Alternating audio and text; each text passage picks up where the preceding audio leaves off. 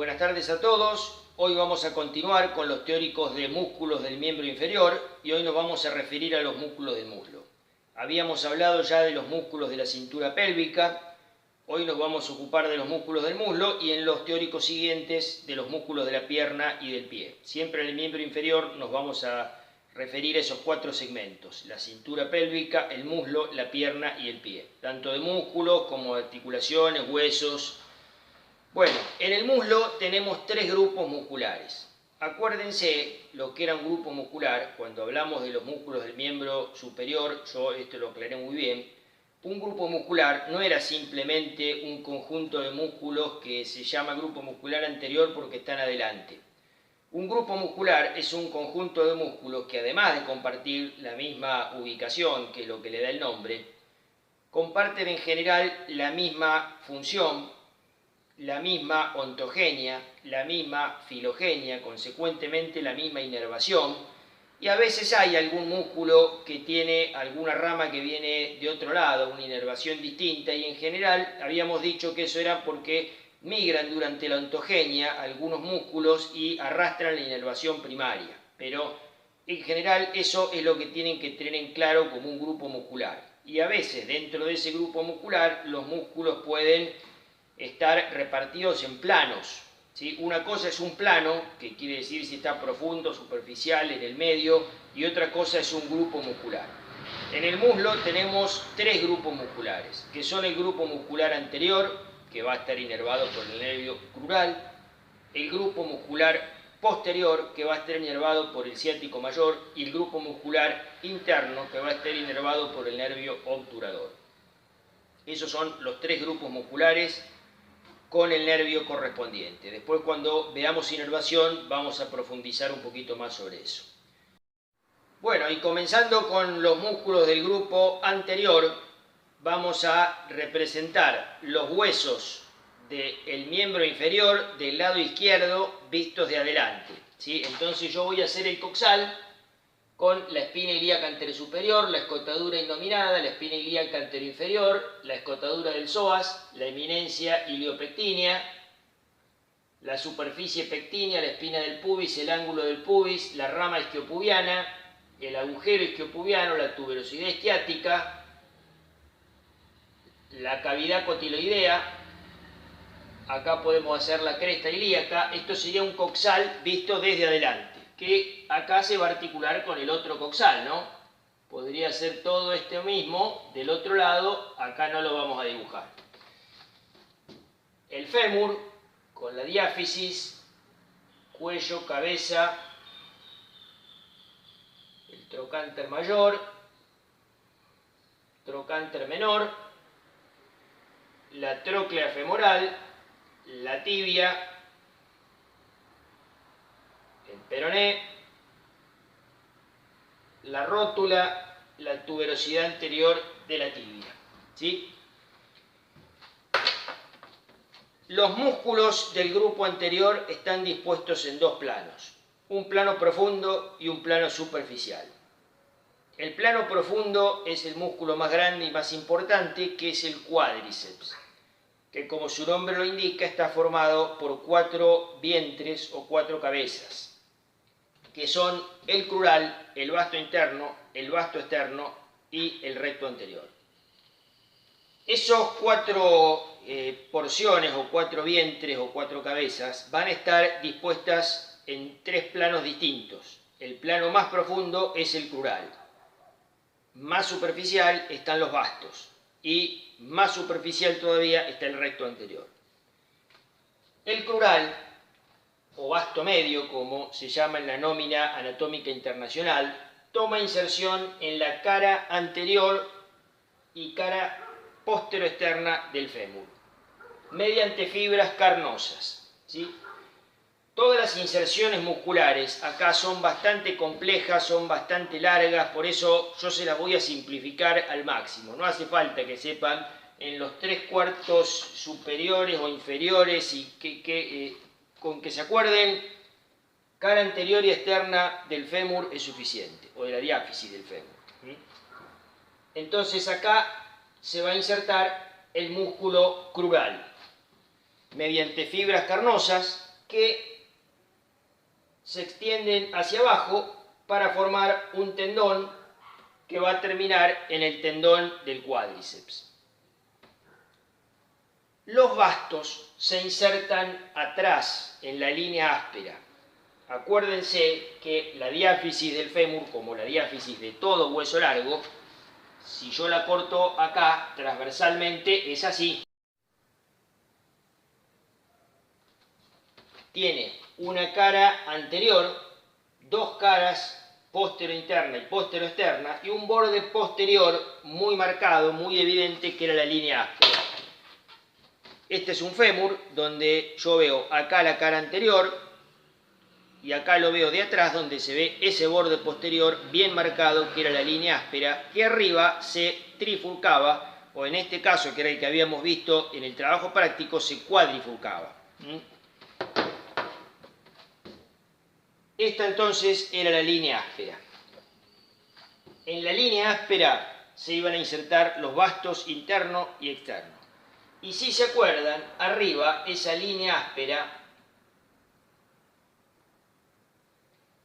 daba tres ramas. Una externa, donde se insertaba el basto externo, pero además el glúteo mayor y el aproximador mayor.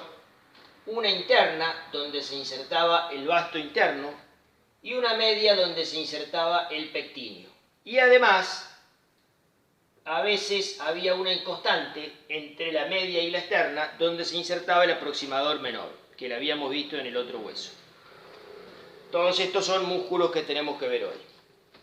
El basto interno y el basto externo se insertan en la línea áspera y en las ramas de trifurcación interna y externa. Y desde ahí las fibras descienden cubriendo el crural y también van a formar fibras tendinosas acá abajo que van a formar el tendón del cuádriceps. Estas inserciones son a través de tendoncitos, de láminas tendinosas. En cambio, el crural nace por fibras carnosas en la cara anterior y externa de la diáfisis del fémur. Y nos queda el recto anterior. El recto anterior está por encima de todo esto y tiene dos inserciones.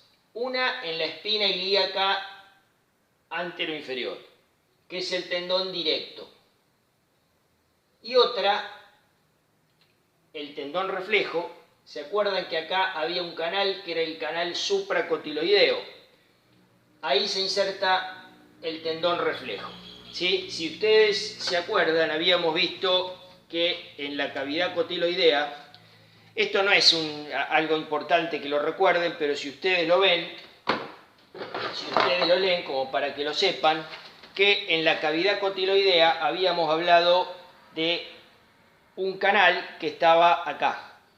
Ven acá cómo está la espina ilíaca anteroinferior y acá al ladito está este canal supracotiloideo por donde corre el tendón reflejo y atrás de ese canal ahí se inserta. Se llama reflejo porque se refleja casi en 90 grados, corre por ese canal y de ahí baja todo el cuerpo muscular. Y las fibras del recto anterior van a terminar también en este tendón del cuádriceps. Este tendón del cuádriceps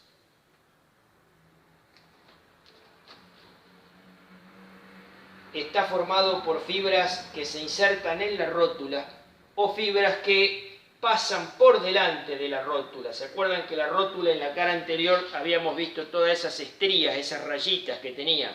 Eso eran determinadas por los tendones de este músculo que cubre toda la cara anterior de la rótula. Toda la cara anterior de la rótula estaba envuelta por este tendón. Por eso habíamos dicho que era un hueso sesamoideo. Algunas fibras terminan en la rótula, otras pasan por delante y otras fibras nacen de la rótula y todas terminan en la tuberosidad anterior de la tibia. Este es el tendón rotuliano.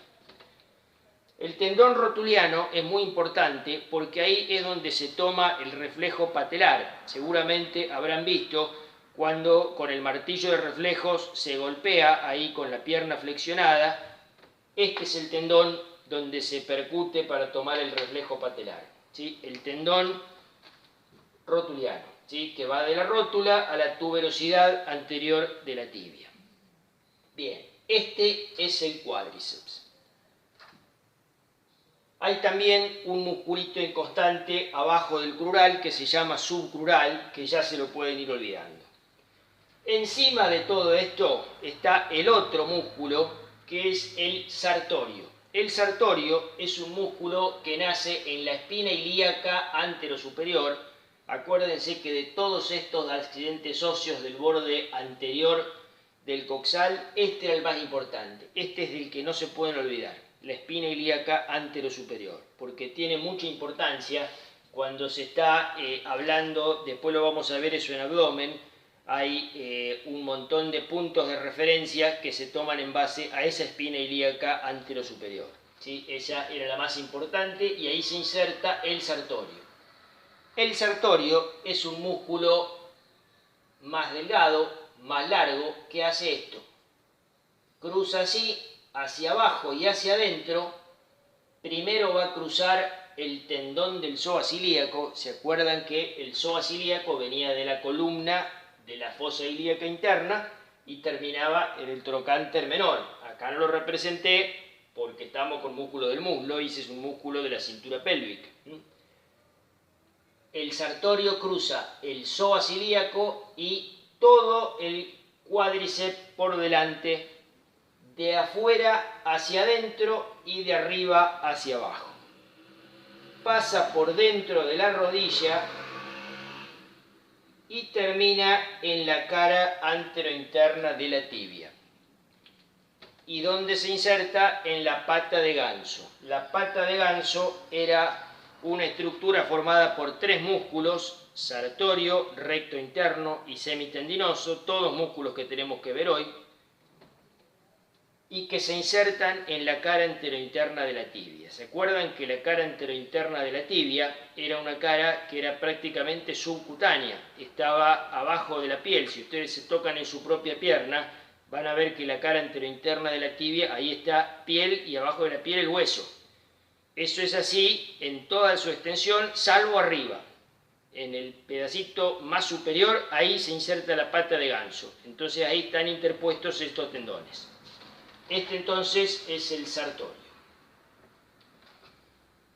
¿Cuál va a ser la acción de estos músculos? Bueno, el cuádriceps va a ser el principal músculo que hace la extensión de la articulación de la rodilla, ¿sí? O extensión de la pierna sobre el muslo. Pero fíjense que el recto anterior es el único de estos músculos del cuádriceps que toma una inserción en la cintura pélvica. Entonces, además de ser un músculo que hace la extensión de la articulación de la rodilla, ¿qué va a hacer? Va a flexionar el muslo sobre el tronco. Y el sartorio lo que hace es flexionar la pierna sobre el muslo y además la lleva hacia adentro. Fíjense la inserción que tiene, ¿no? Uno siempre, la acción de los músculos tiene que tratar de razonarla o deducirla en base a las inserciones que he estudiado. Estos son los músculos del grupo anterior. Inervación de esto, nervio crural. Después, cuando veamos inervación, vamos a ver que el crural tiene 4 ramas. ¿Cuáles ramas? Pero así, conceptualmente, ustedes tienen que tener en la cabeza vinculado grupo muscular con el nervio correspondiente, porque a veces uno le pregunta: ¿quién inerva el sartorio? Ah, ¿cuál era la ramita? No, si ustedes ya saben que es un músculo del grupo anterior, crural. Así es como hay que estudiar la inervación en los miembros. Bueno, dejamos esto y pasamos a los músculos del grupo interno. Los músculos del grupo interno los vamos a representar también en este esquema.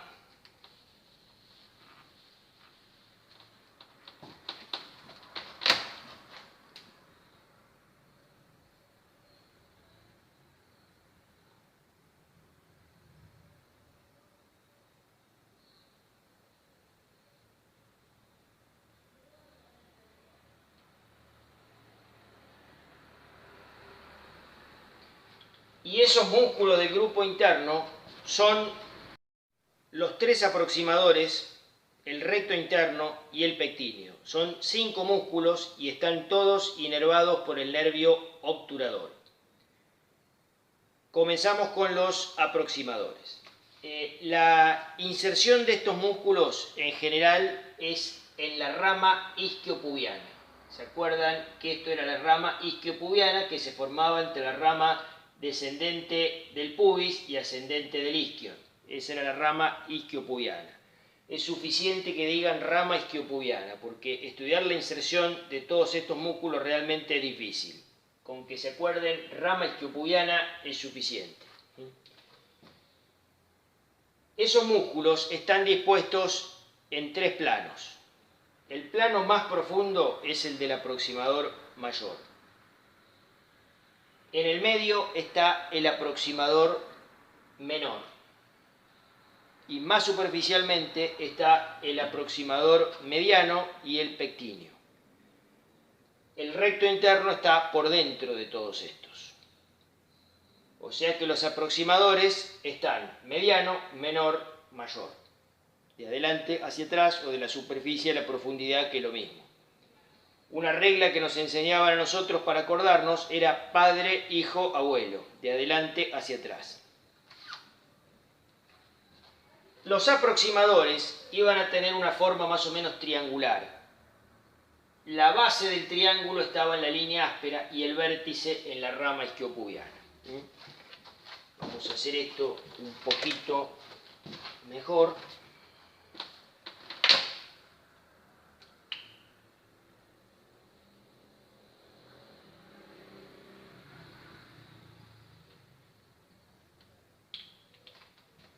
El aproximador mayor se inserta en la rama isquiopubiana, entonces. Y las fibras hacen esto. Van a la línea áspera. Y también acuérdense que a la rama de trifurcación externa iban el aproximador mayor, el glúteo mayor y el vasto externo.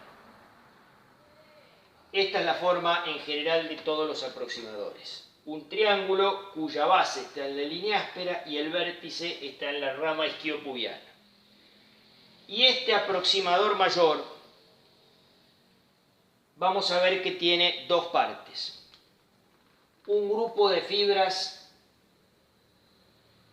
hacen esto y el otro hace todo esto. Esta que está dentro es la porción interna y esta que está más afuera es la porción externa, o medial y lateral.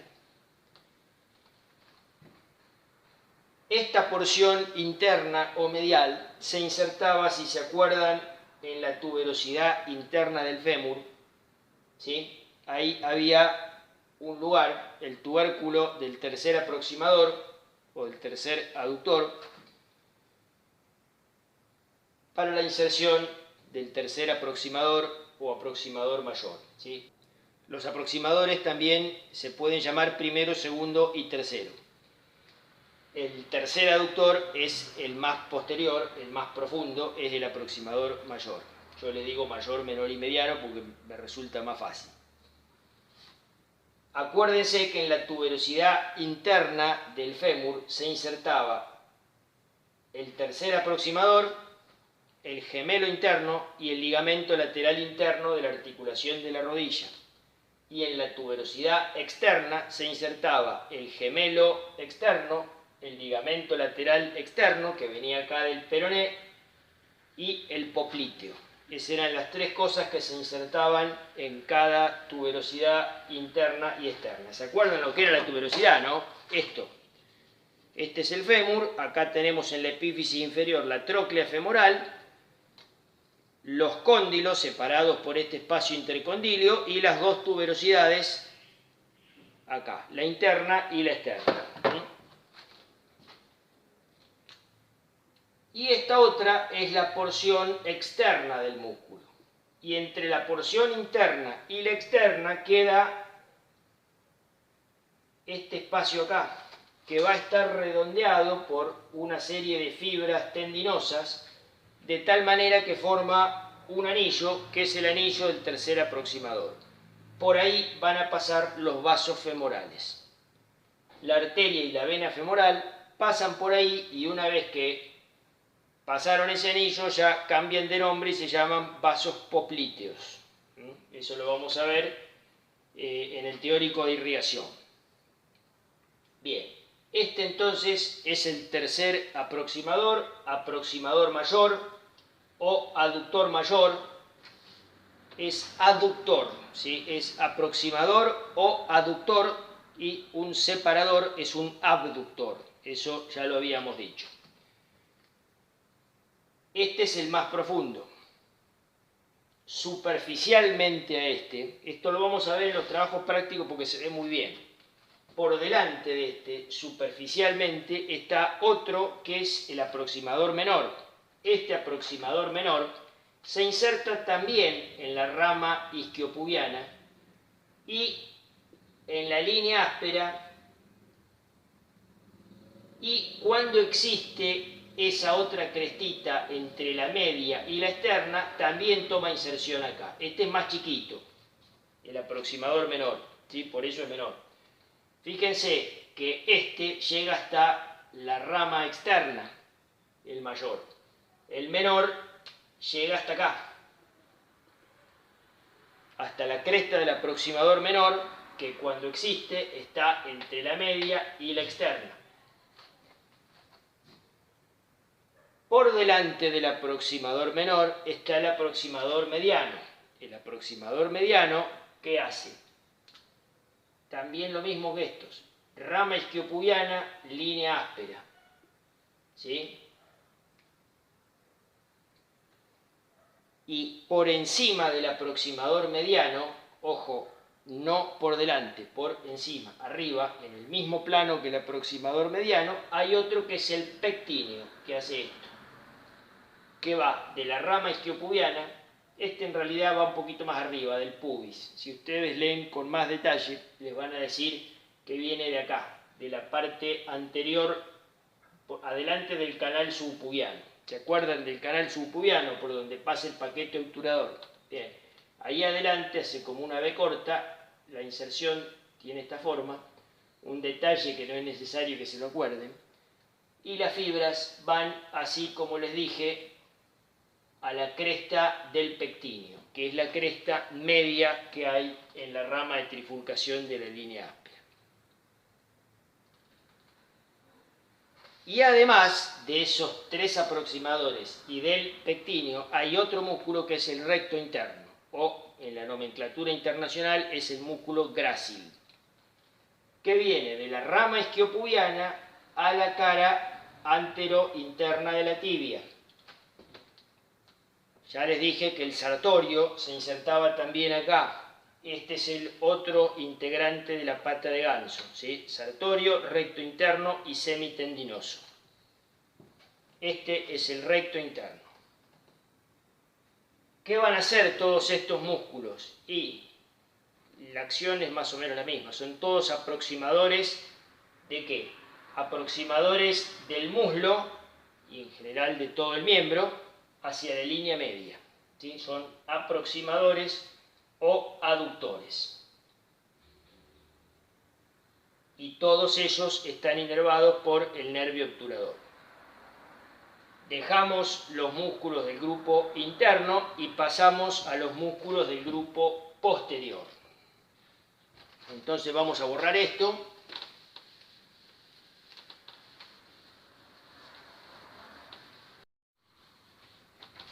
Y vamos a hacer el mismo fémur del lado izquierdo visto desde atrás. Entonces vamos a ver esto.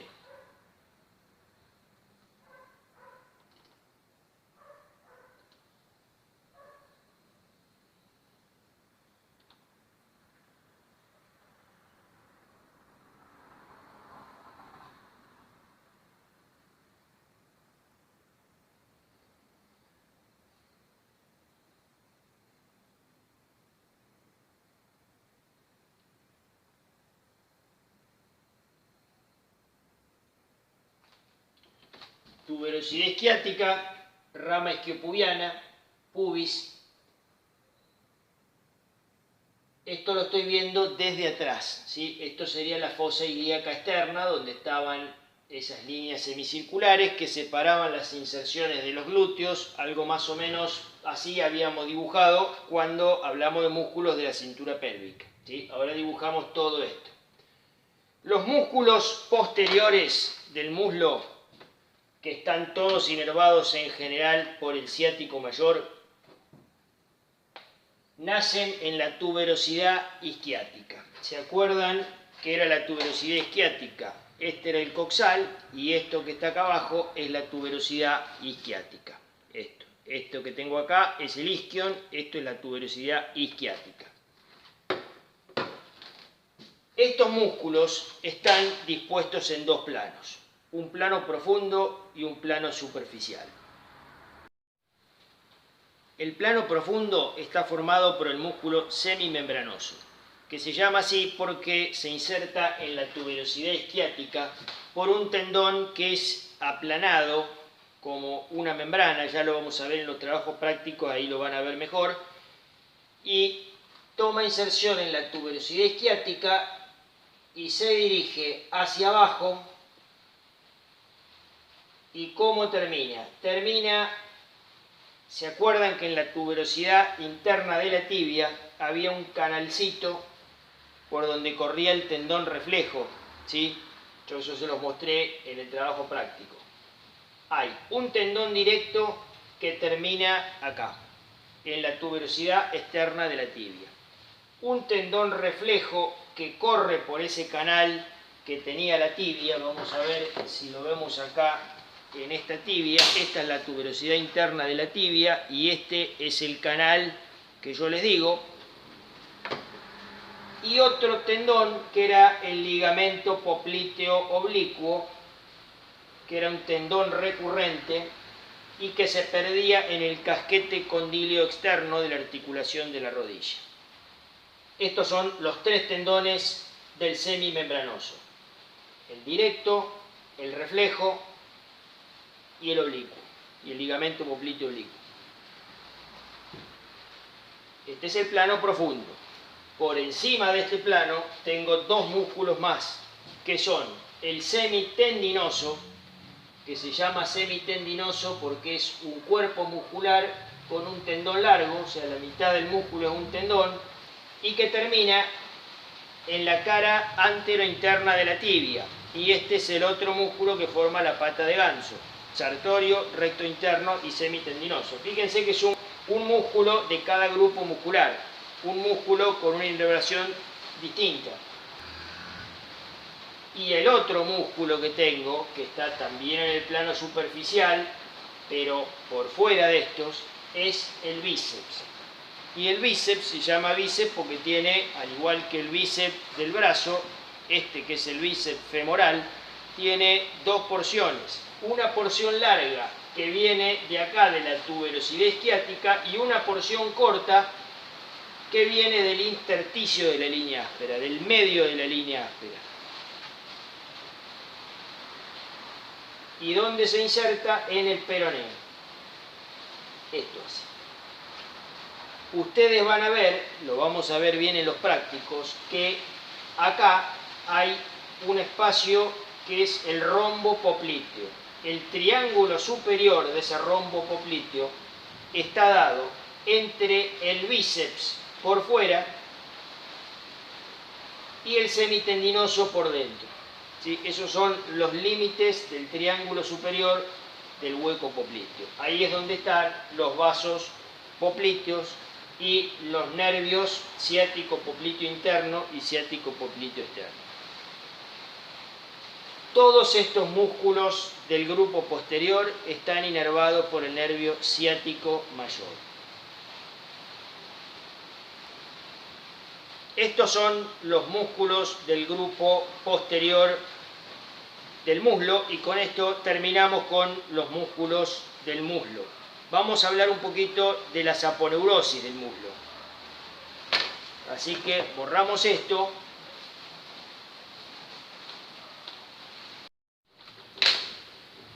Bien, vamos a hacer un corte horizontal, transversal con respecto al eje mayor del miembro inferior, que pase por la mitad del muslo. Entonces voy a ver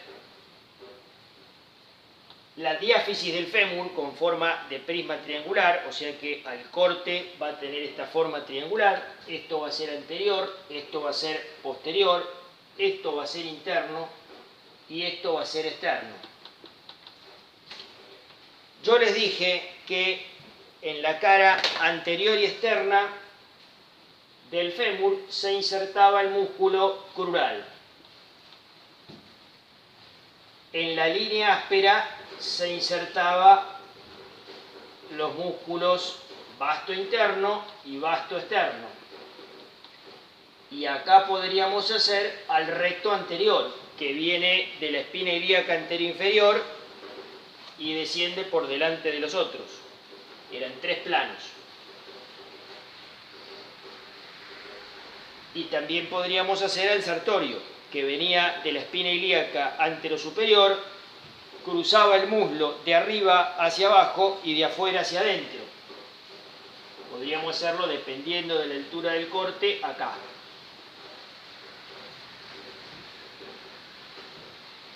¿Qué vamos a tener acá atrás? Acá atrás vamos a tener los músculos posteriores, donde tenemos el semimembranoso en un plano profundo, el semitendinoso y el bíceps en un plano superficial.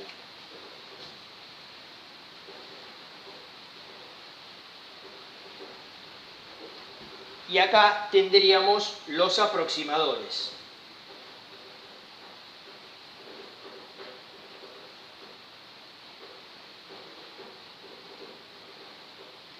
Podríamos hacerlo así: aproximador mayor, aproximador menor y aproximador mediano. Podríamos hacer también el recto interno.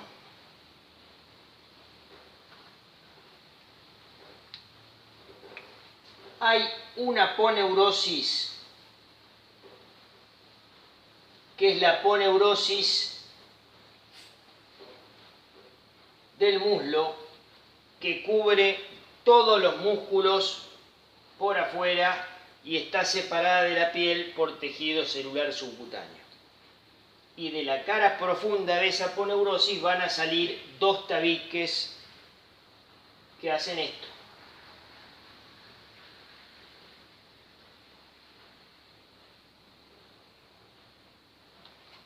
El tabique intermuscular externo y el tabique intermuscular interno, que separan el grupo anterior del posterior y el grupo anterior del grupo interno.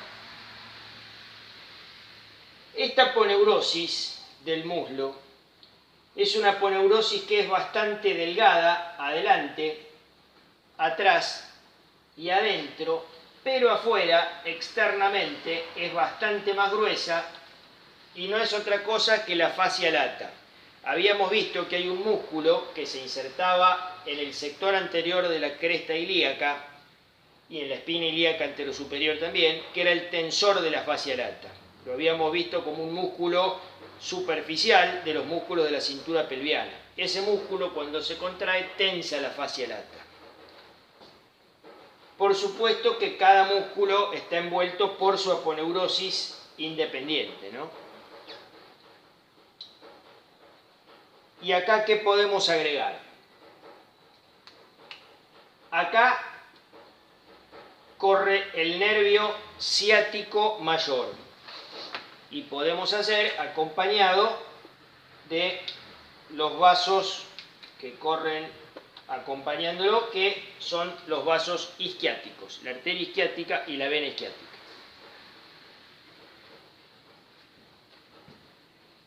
Y acá vamos a hacer entre el grupo muscular anterior y el grupo muscular medio los vasos femorales,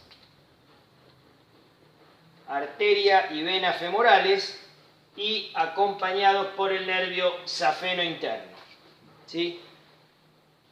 Vamos a ver que acá hay un canal que tiene esta forma, también de prisma triangular, con una vertiente posterior, que son los músculos aproximadores, y una vertiente interna, que son los músculos del grupo anterior.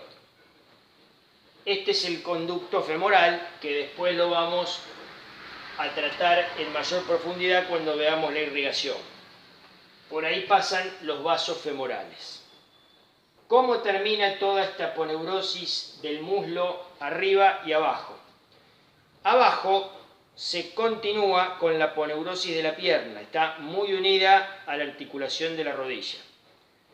Y por arriba, adelante se fija al arco crural. Y atrás se continúa con la aponeurosis glútea que cubre el glúteo mayor. ¿Qué era el arco crural? Eso creo que no lo habíamos hablado.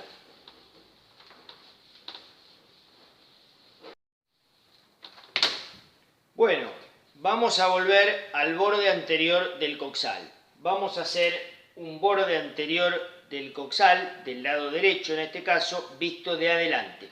Entonces tenemos la espina ilíaca anterosuperior, la escotadura innominada, la espina ilíaca anteroinferior, la escotadura del psoas, la eminencia iliopectínea, la espina del pubis, el ángulo del pubis, la rama isquiopubiana, el agujero isquiopubiano, ¿no?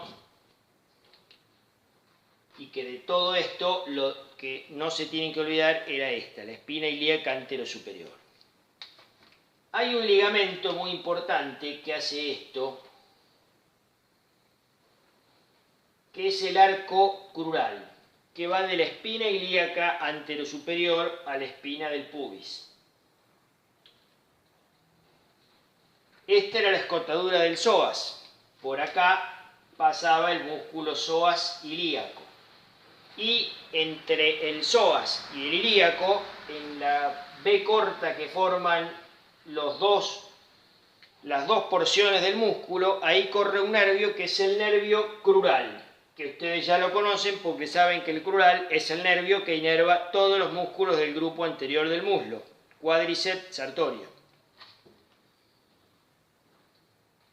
Hay un ligamento que se forma en realidad con un espesamiento de la aponeurosis del psoas ilíaco, ¿no? Siempre todos los músculos tienen su propia aponeurosis. Este se llama cintilla iliopectínea, que va de la arcada crural a la eminencia iliopectínea. Y otros dos ligamentos que vamos a mencionar, que por ahora no es tan importante que lo recuerden, pero vamos a volver a esto cuando veamos abdomen. Algunas fibritas de esta arcada crural hacen esto.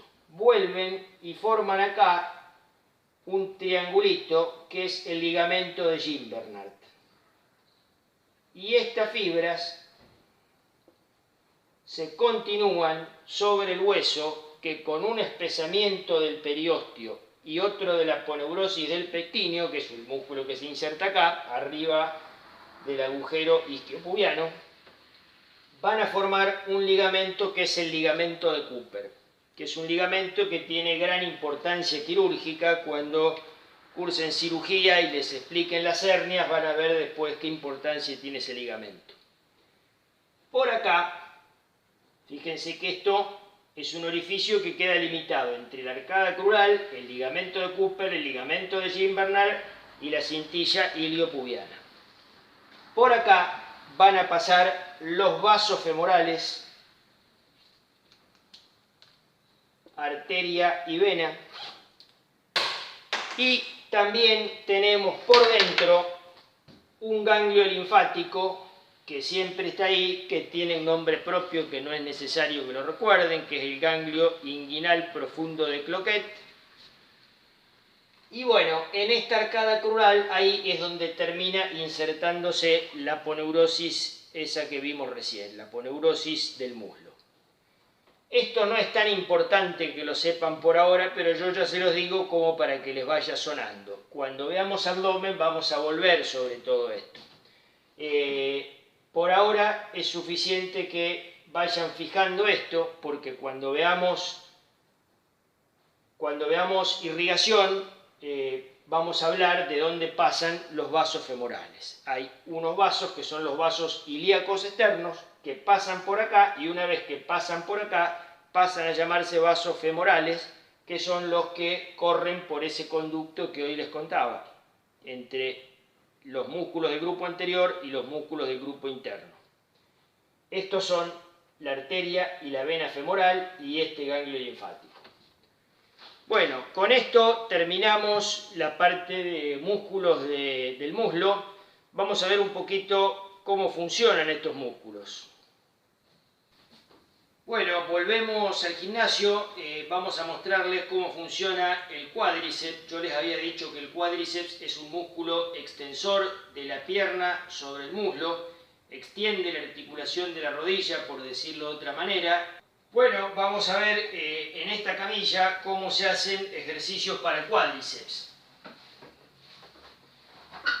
Cuando uno hace la fuerza, así levantando este peso que está acá, ¿qué está haciendo? Estamos haciendo la extensión de la pierna sobre el muslo. Esta es la acción del cuádriceps. Y si queremos trabajar los músculos del grupo posterior del muslo, que son flexores de la pierna sobre el muslo o flexores de la articulación de la rodilla, podemos hacer esto. Fíjense que cuando uno hace la fuerza levantando el peso, ahí estamos flexionando la pierna sobre el muslo. Bueno, con esto terminamos el teórico de músculos de muslo. Nos vemos en el siguiente teórico, que es músculos de la pierna y del pie. Adiós, buenas tardes a todos.